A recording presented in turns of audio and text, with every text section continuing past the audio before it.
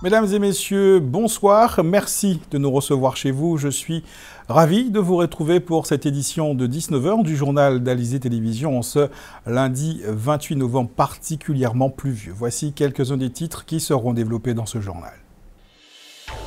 Les Cubains s'apprêtent à rendre hommage à Fidel Castro pendant toute la semaine. Les funérailles de l'ancien chef d'État auront lieu dimanche prochain. Figure historique du XXe siècle, dictateur ou bienfaiteur, Fidel Castro est entré dans la lignée des héros qui ont fait les Amériques. Avec la mort de Fidel Castro, se pose la question non seulement de sa succession, mais aussi de l'avenir de Cuba. Le journal Ronnie Nabal. Mais avant de développer ces titres qui concernent la mort d'El Comandante, sachez qu'une bijouterie située dans le centre commercial géant Casino a été cambriolée aujourd'hui aux alentours de 11h. Un homme agissant visiblement, vraisemblablement seul, s'en est pris à plusieurs vitrines et a emporté leur contenu sans être nullement inquiété, comme le montrent ces images amateurs.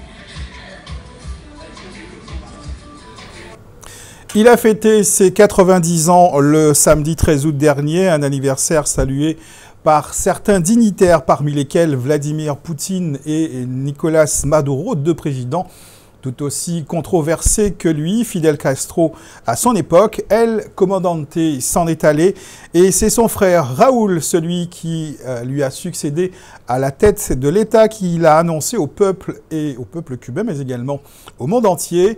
Et durant toute cette semaine, les Cubains vont pouvoir rendre hommage à leur leader, place de la Révolution. Jacques Damprobe. La place de la Révolution à La Havane, au lieu des discours sans fin de Fidel Castro, s'apprête à recevoir des centaines de milliers de Cubains qui viendront rendre hommage à l'ancien chef d'État décédé vendredi 25 novembre à l'âge de 90 ans. Ce sera le premier rendez-vous public de la semaine d'hommage qui sera rendu au père de la révolution castriste. Après 2 jours d'hommage dans la capitale, les cendres de Fidel Castro seront transférées de La Havane à Santiago lors d'une procession qui va parcourir sur 1 millier de kilomètres par moins de 13 des 15 provinces cubaines. Les funérailles de Fidel Castro se dérouleront dimanche 4 décembre à Santiago de Cuba, à la fois berceau de l'indépendance et de la révolution. À la fois contesté et adulé chez lui, Fidel Castro était un personnage qui ne laissait pas indifférent. Il est considéré comme étant l'un des grands leaders politiques des Amériques. Jacques Damprobe. Figure historique du XXe siècle, dictateur ou bienfaiteur, Fidel Castro aura incarné la révolution cubaine pendant plus de 60 ans. Le commandant en chef de la révolution castriste est dans la lignée d'autres héros, d'autres apôtres de l'indépendance des Amériques.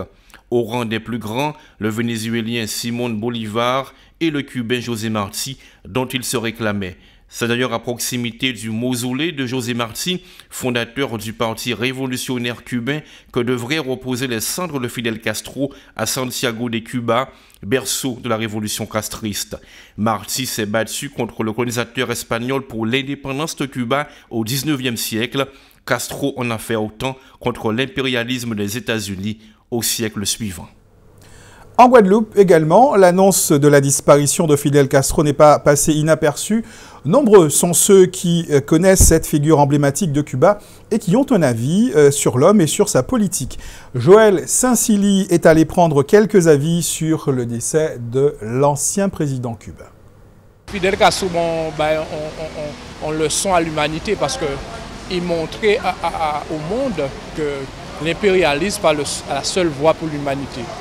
Et je crois que c'est un meilleur partage des richesses et c'est sortir de la technobarbarie. Parce que l'humanité a besoin maintenant d'une nouvelle ère. Sans quoi, comme disait Hubert Reeves, on va s'éliminer soi-même. Ah ouais, dans une période de couilles, pas possible, ça pesait lourd ces couilles. Hein. Ah ouais, mais là, bon, il est décédé. Et avoir mis à demi à genoux un empire, il n'y en a pas beaucoup comme ça. Hein. Il n'y en a pas beaucoup comme ça. Mais ce que je regrette, je suis en train de me dire, est-ce qu'il y aura au moins un Russe qui viendra à son enterrement? C'est ce qui me chipponne un petit peu là. Voici un Soviétique qui viendra à son enterrement. Je vais voir ça, voir si un Soviétique viendra à son enterrement. C'est un très grand monsieur. Il a su supporter tout ce que la plus grande puissance a pu les faire. Donc je lui tire mon chapeau. Je lui tire mon chapeau parce que vraiment pour tenir comme ça une grande puissance, il fallait être courageux et très fort. En famille, il n'y aura rien Fidel Castro. Ah ouais? Ouais. Tu peux pas dire moi rien si. Rien si, moi j'aime mon Guadeloupe. C'était un dictateur, mais il avait raison, il a tenu bon. Il était courageux envers son peuple. Oui, quelque part, il y avait, comment je vais vous dire, des opinions que je n'ai pas appréciées de lui, mais c'est un homme courageux. Fidel Castro, je suis heureux qu'il est mort. Oui. Un dictateur mal, je pense. Un dictateur?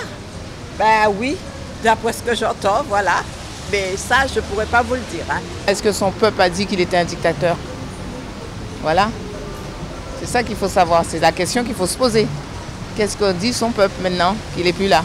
C'est vrai, c'est un dictateur, mais quand même pas autant que certains que je connais, qu'ils ont fait pas mal souffrir leur peuple, comparativement à lui.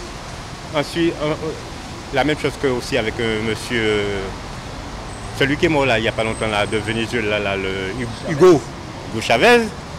Et lui aussi, c'était un grand, mais il s'occupait de son peuple. Un bon dictateur, oui, c'est vrai.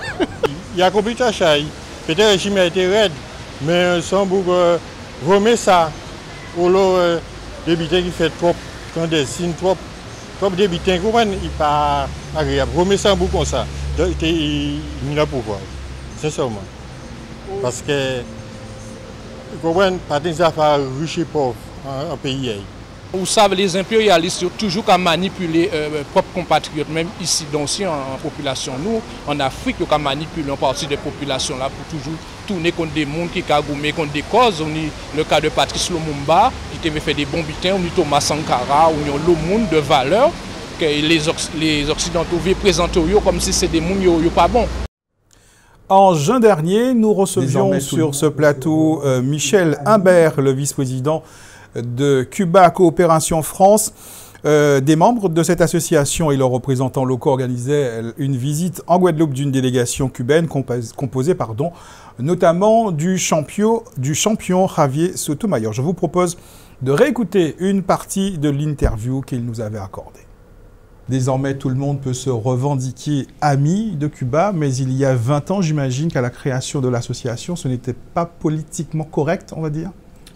Ce n'était pas facile, ce n'était pas forcément partagé effectivement par tout le monde, et c'est vrai que notre président fondateur Roger Grévoul a pris l'initiative de créer Cuba Coopération France pour rassembler toutes les personnes qui voulaient s'associer pour développer la coopération entre la France et Cuba. Et je dois dire que depuis 20 ans, nous avons fait un grand chemin et nous avons bien travaillé puisque nous avons réussi à développer d'innombrables projets entre la France et Cuba, faire intervenir aussi bien des collectivités locales que des entreprises, que des partenaires institutionnels. Et donc l'association Cuba Coopération France s'est beaucoup développée, a aujourd'hui acquis une reconnaissance auprès à la fois des autorités cubaines et des autorités françaises. Les Cubains disent même que quand il y a un projet de coopération, eh bien, il faut passer par Cuba Coopération France. Voilà, est-ce que depuis le rétablissement des relations diplomatiques entre Cuba et les États-Unis, il est plus aisé de mettre en place justement des opérations de coopération avec l'île ?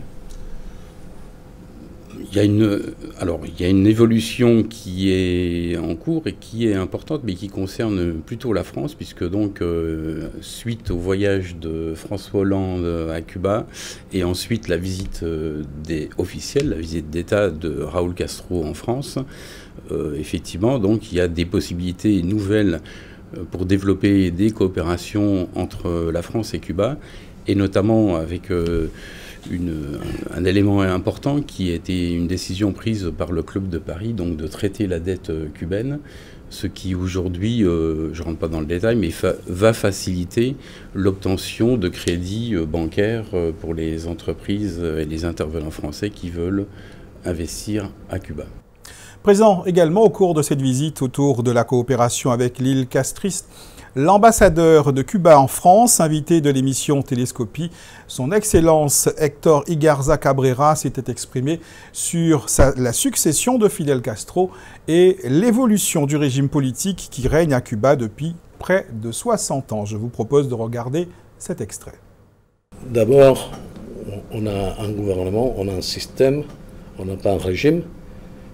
C'est plutôt ce qu'on cherche, c'est de développer le socialisme pour avoir un socialisme prospère et soutenable, qui soit démocrate. Et vous tenez au mot socialisme? Et on tient, parce que pour nous, le socialisme, c'est le système qui nous convient, qui nous est nécessaire.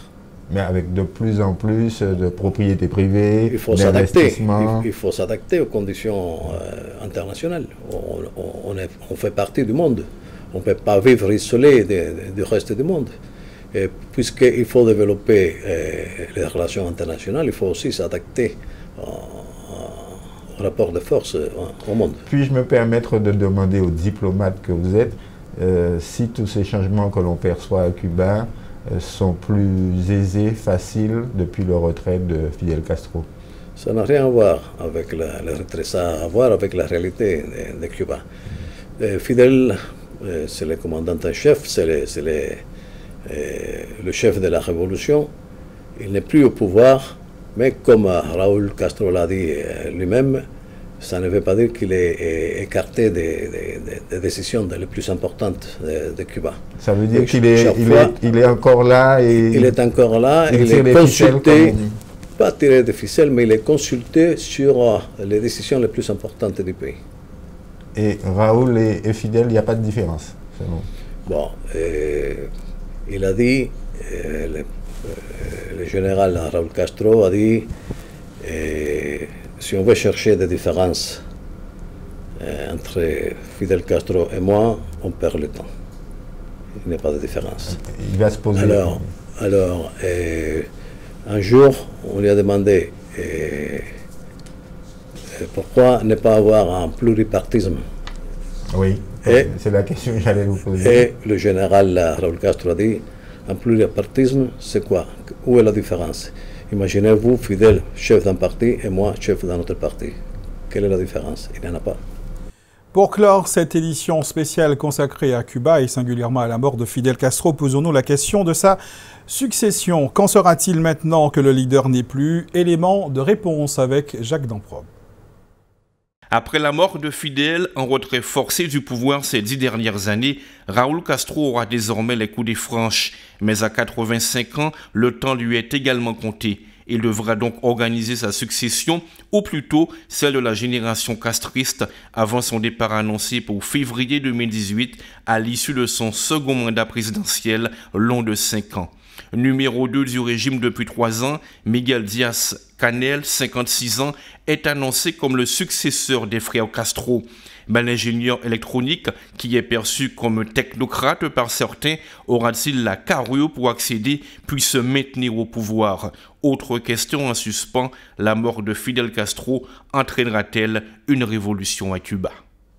Longue page d'infos pratiques pour clore cette édition. Les habitants de Capesterre-Belle-Eau et des communes des Saintes, tout d'abord, seront privés d'eau ce soir entre 22h et 6h demain matin. Demain soir, ce sont ceux de l'Est du Gosier et de Goyave qui n'auront pas d'eau au robinet dans le cadre des délestages programmés par le SIAC sur son réseau.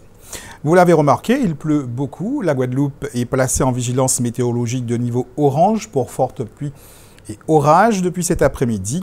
De l'air humide et instable remonte par le sud associé à des conditions très dynamiques en altitude. Il génère de nombreux orages sur l'arc antillais ainsi qu'en mer des Caraïbes. Les nombreux orages situés en Caraïbes se rapprochent de notre archipel pour cette nuit. Il faut donc s'attendre à des épisodes de pluie plus fréquentes et plus durables, des cumuls de pluie de 100 à 150 mm en plaine, 200 mm sur la montagne sont possibles au cours de cette nuit. L'activité électrique de ces orages sera également très intense, intensification qui devrait persister jusqu'à mardi en fin de journée, un début d'amélioration étant ensuite attendu dans la nuit de mardi à mercredi. La préfecture informe également que les intempéries de la journée ont entraîné des inondations et de nombreuses perturbations sur le réseau routier. Les zones particulièrement concernées sont la RD2, route de Routard au Lamentin, la RN1 à Cambrefort et Chanzy à Capesterre-Bello ainsi qu'à Sainte-Marie, Grand-Fond et Gros-Mandolé à Trois-Rivières mais également à la Regrettée. Sur la RN4, au niveau des Salines, il y avait des branches sur la chaussée et des inondations sur la RD7 au niveau de Dolé à Gourbert. Sur la RD5, des chutes d'arbres entravent la circulation au niveau de Bois-Sergent-Petitbourg. La RD 125 au niveau du giratoire Gup à Dugazon. Grand Camp aussi au niveau de Leader-Price et à l'entrée du campus de Fouilleul. Sachez que sur la route départementale 103, au niveau du pont de Chauvel et la RD 105 à Barreau à Sainte-Anne, il y a également quelques difficultés. Perturbations également à Desvarieux sur la RD 123 et sur la RN6 à Gachette à Petit Canal. Sachez enfin que le gué de Saint-Louis entre Baïf et Saint-Claude a été fermé provisoirement et de façon préventive. La plus grande prudence est bien évidemment recommandée si vous êtes sur les routes et évitez surtout si vous êtes chez vous de sortir ce soir. Côté qualité de l'air, nous serons dans le vert, nous annonce Guader avec un indice Atmo de 2. Passez tout de même une bonne soirée sur Alizé Télévision. On se retrouve demain 19h pour un nouveau point sur l'actualité locale et régionale.